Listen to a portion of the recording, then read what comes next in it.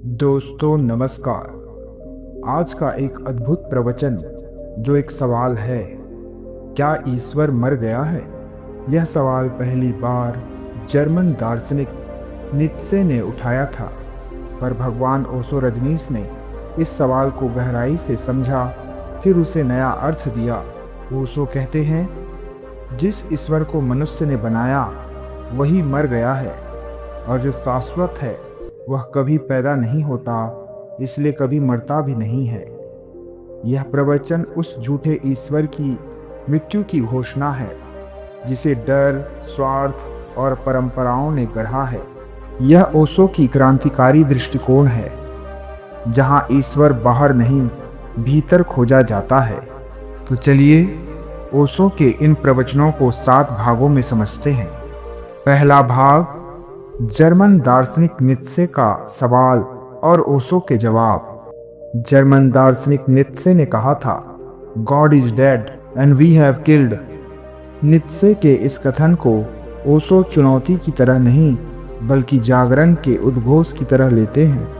वे कहते हैं, नीत्शे ने ईश्वर की मृत्यु की बात की, लेकिन उसने उस झूठे ईश्वर की बात की जो गिरजाघरों में, मंदिरों में, मस्जिदों में रहता है, ना कि उस अस्तित्व की जो फूलों में, नदियों में और तुम्हारे भीतर बहता है।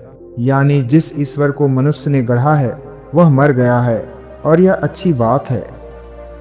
दूसरा भाग, मनुष्य ने ईश्वर को बनाया। ओशो एक चौंकाने वाली बात कहते हैं, ईश्वर ने मनुष्य को नहीं बनाया, मनुष्य ने ईश्वर को बनाया। डर के कारण, अज्ञात से भय के कारण और मृत्यु की चिंता के कारण। मनुष्य के अंदर कल्पना की एक शक्ति है। उसे नाम दिया, मंदिर बनाए, पूजा शुरू की और फिर उसी कल्पना के आगे घुटनों के बल झुक गया। इस ईश्वर को धर्मों, पुरोहितों और समाज ने गढ़ा, जो सजा देता है, जो डराता है, जो नियम थोपता है। तीसरा भाग, धार्मिक ईश्वर की मृत्यु क्यों जरूरी है? जिस ईश्वर की तुमने कल्पना की है वह तुम्हें स्वतंत्र नहीं करता, वह गुलाम बनाता है। हर धर्म ने अपने अपने ईश्वर गढ़ लिए। हिंदू धर्म का ईश्वर अलग है, मुस्लिम का अलग, ईसाई का अलग। ईश्वर विभाजन का कारण बन गया है, प्रेम नहीं। ईश्वर युद्ध का कारण बन गया है, शांति नहीं। ऐसे ईश्वर की मृत्यु मानवता की मुक्ति है। चौथा भाग, सच्चा ईश्वर क्या है? तो ओशो कहते हैं, ईश्वर कोई व्यक्ति नहीं, ईश्वर कोई सत्ता नहीं।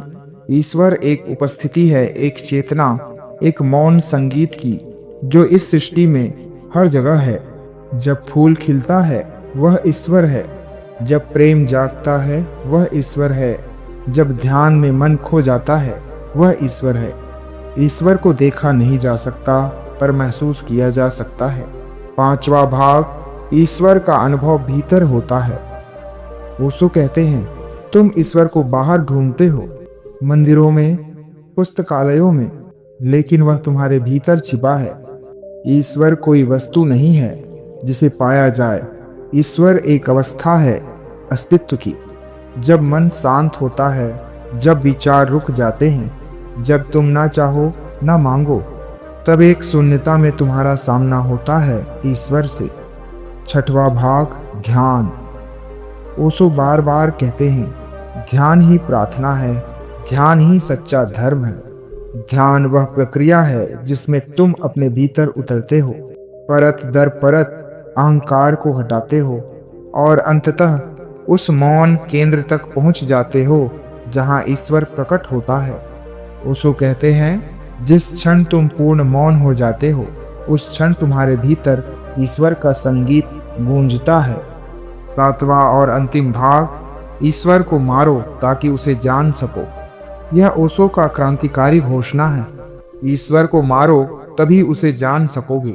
मतलब यह नहीं कि तुम ईश्वर विरोधी बनो, बल्कि जो झूठा ईश्वर है, जो तुम्हें डराता है, जो तुम्हें बांधता है, जो तुम्हारी स्वतंत्रता छीनता है, उसे नाकार दो। जब झूठ गिर जाता है तब सत्य प्रकट होता है। असत्य की मृत्यु ही सत्य का जन्म है। तो अंत में ओशो का संदेश यही है कि कोई बाहर ईश्वर नहीं है, जो कुछ है भीतर है। बाहर के देवता झूठे हैं, भीतर की उपस्थिति सच्ची है। धन्यवाद। नमो बुद्धाय।